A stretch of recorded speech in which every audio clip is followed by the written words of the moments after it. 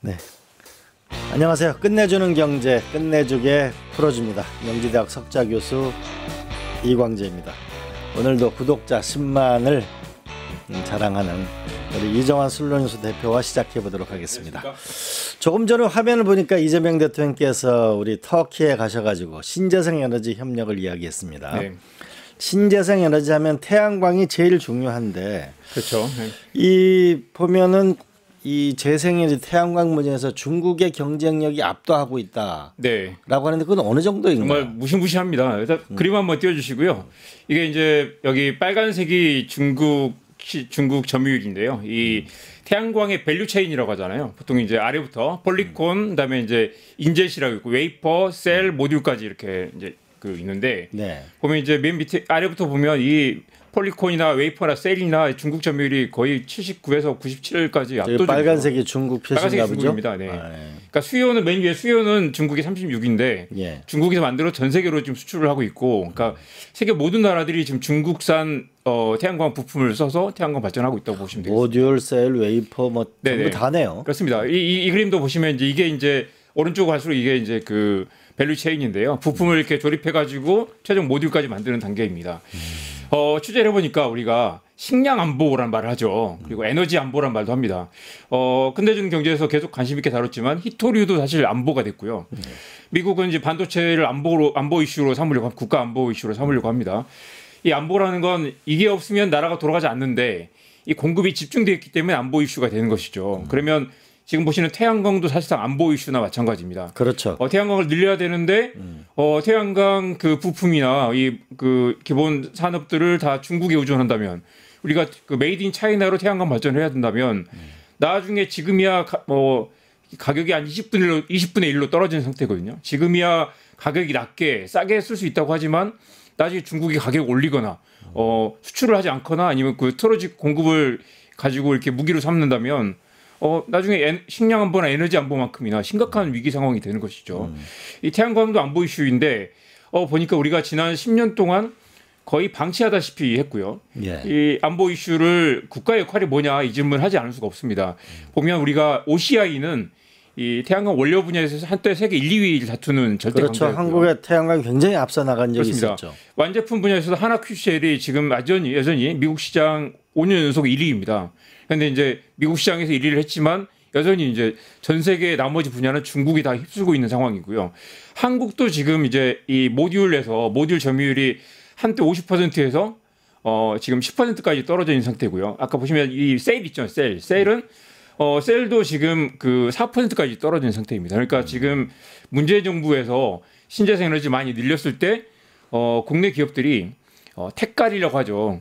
중국산 부품을 싸게 가지고 와가지고 국내 기업 상표로 붙여가지고 파는 식으로 점유율을 높여왔습니다. 사실 알고 보면 택갈이, 그러니까 상표만 바꿔가지고 싼 중국산 제품들을 공급하면서 정작 국내 경쟁력은 떨어져 있는 그런 상태라고 할 수 있겠습니다. 이재명 대통령도 그 국무회의에서 보게 되면 네. 국산을 써야 된다 얘기했는데 그럼 국내 기업은 어떻게 해야 되죠?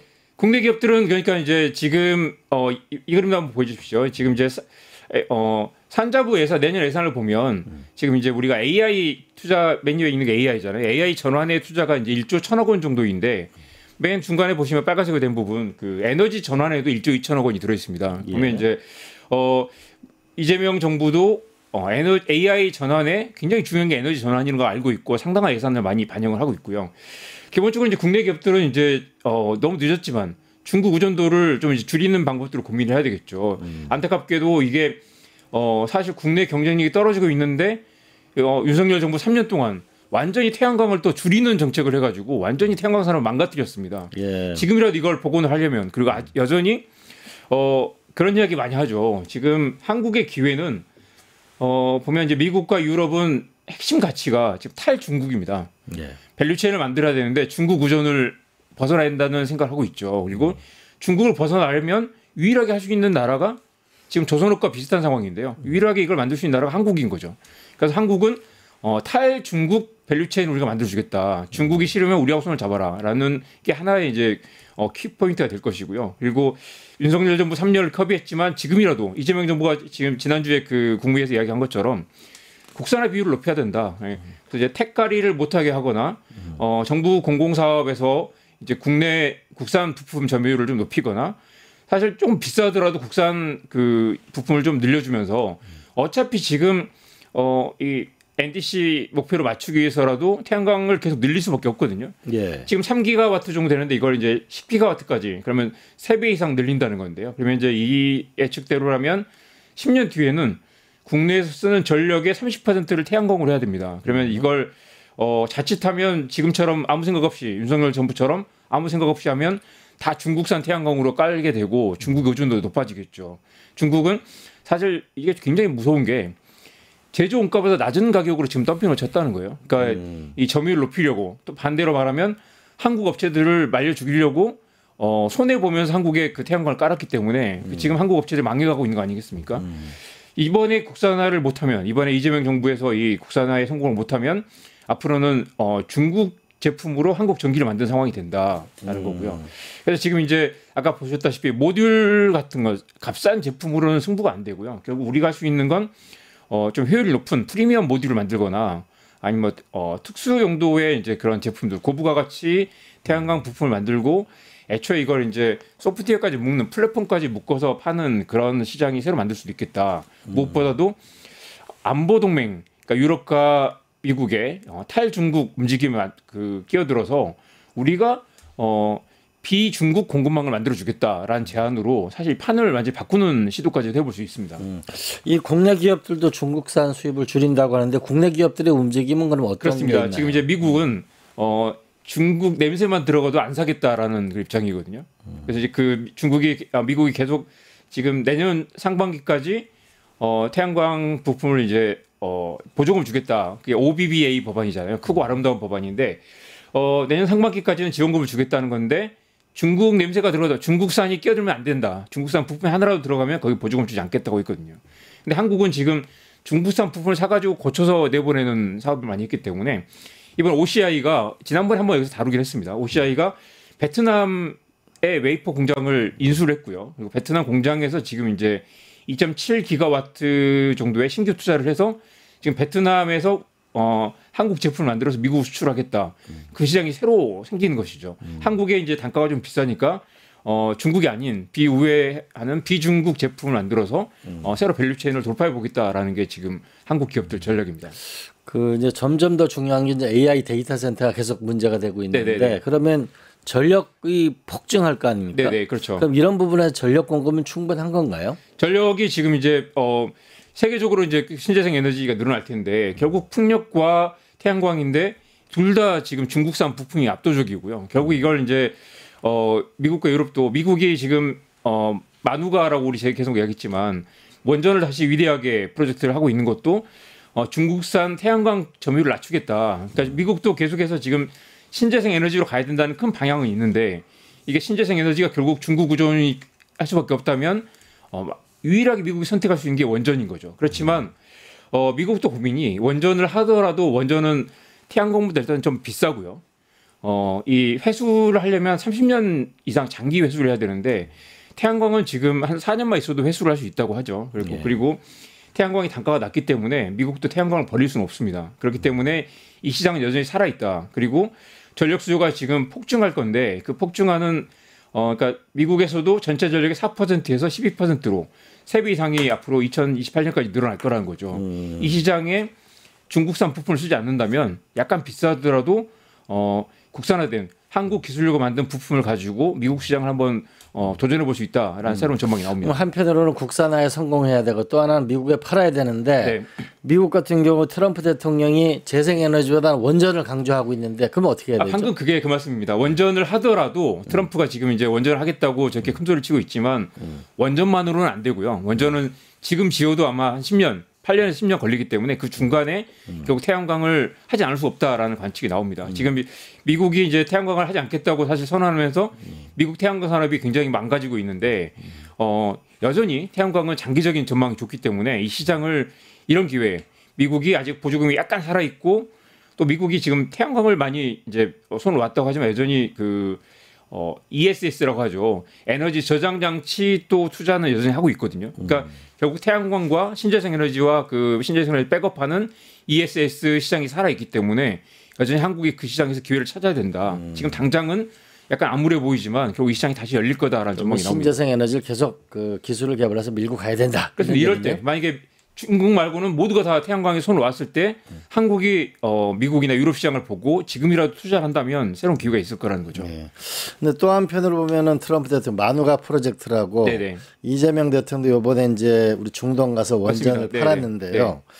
미국은 원전 부활에 아주 신호탄을 쏘고 있는데요. 네. 그렇기 때문에 이게 사실은 기회죠. 한국이 웨스팅하우스와 손잡고 두산 에너빌리티나 한전 KPS 등이 중국의 원전을 미국의 원전을 위대하게 해주겠다 그 프로젝트를 하나 카드가 가지고 있고요. 또 하나는 여전히 그 중국이 다 휩쓸고 있지만 니네가 중국 의존하고 싶지 않으면 우리랑 같이 태양광을 살려보자. 아니면 우리 약간 더 비싸게라도 공급해 줄 테니까 한국 제품을 쓰자라는 제안을 해볼 수도 있고요. 그림 한번 띄워주시죠. 보면 이제 세계적으로 지금 태양광이 계속해서 이렇게 오르고 있다가 지금 이제 전망이 좀 꺾인 상태입니다. 그렇지만 이 부분을 한국이 치고 들어가서 이게 사실은 이제 정치력과 외교력이 필요하겠죠. 우리가 태양광을 완전히 안 할 수는 없다. 그리고 만약에 태양광을 안 하면 결국 산업 전체가 중국의 경쟁력이 뒤처질 수도 있다. 태양광을 하긴 하되 한국이 주도하는 이 태양광 산업을 같이 키워보자. 아니면 우리가 너네 태양광 산업을 지원해 줄 테니까 한국 기술력으로 태양광 산업을 다시 살려보자라는 제안도 해볼 수 있습니다.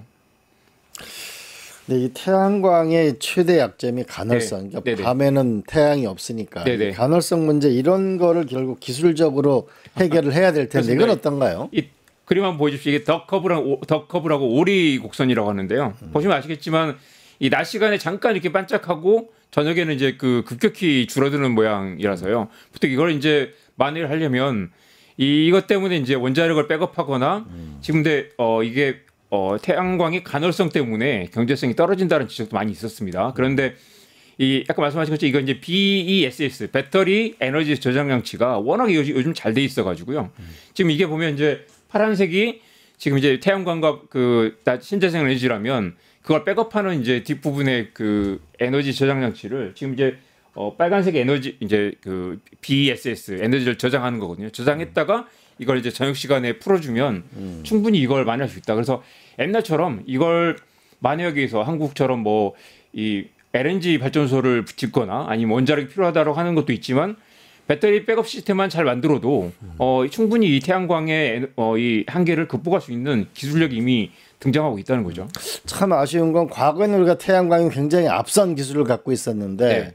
완전히 중국한테 밀려버렸는데 중국이 이렇게 앞서 나가된 중국의 비결은 뭐죠? 중국은 사실 이게 뭐 기술력도 있겠지만 사실 물량 공세입니다. 이 어마어마한 저가 공세, 그다음에 손해 보면서 물량을 깔아가지고 전 세계 시장을 완전히 경쟁자를 다 없애버린 거죠.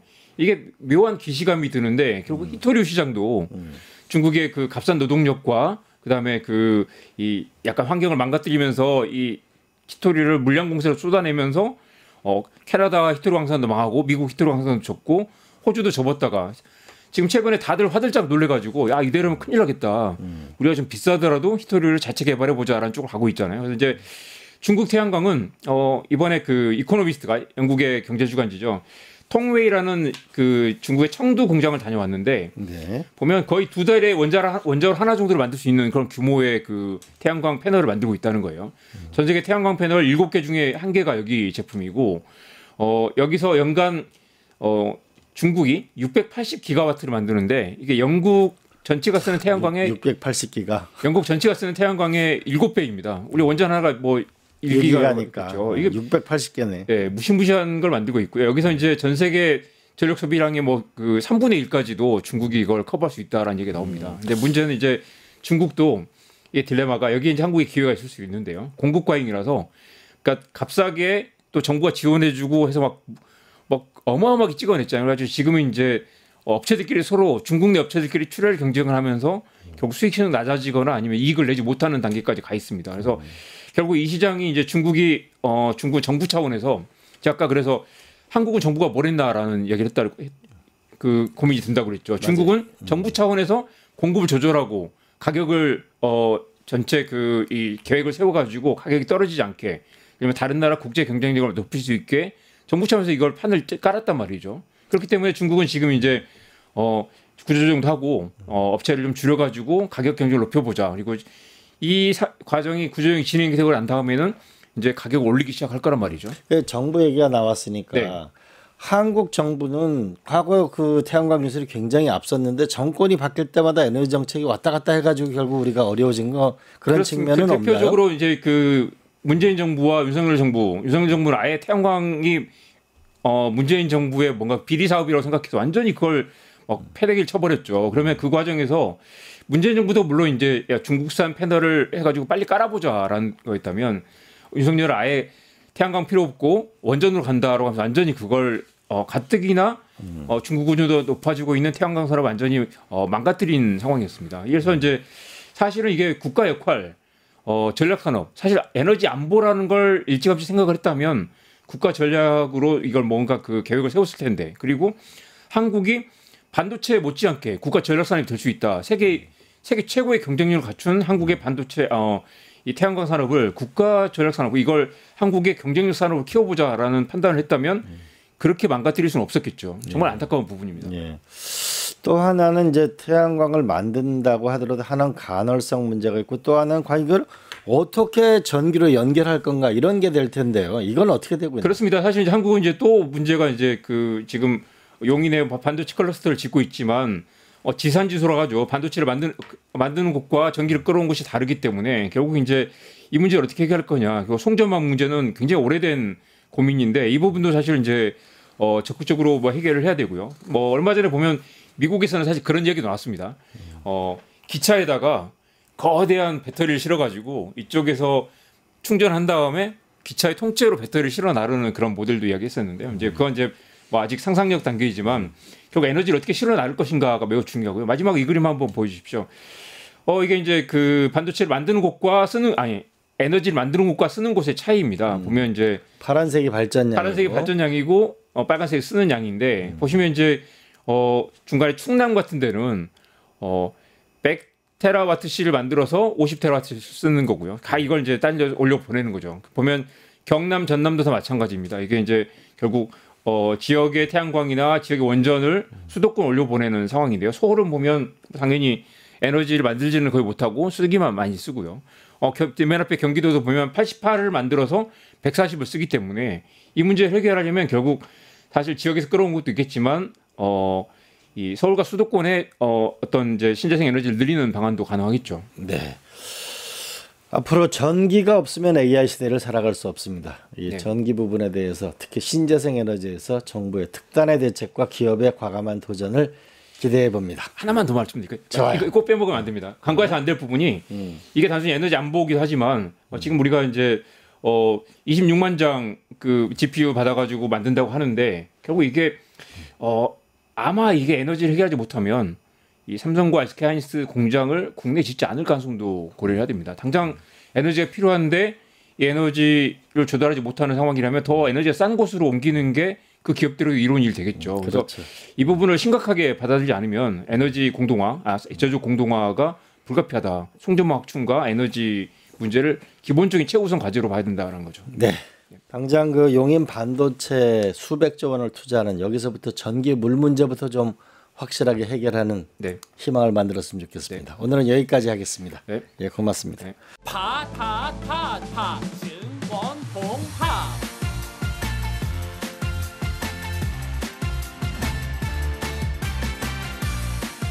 이제 저녁 8시 30분 퇴근 후 퀴즈 한판 혼자 하지 마세요. 같이 해요. 매일 저녁 8시 30분 많은 참여 바랍니다.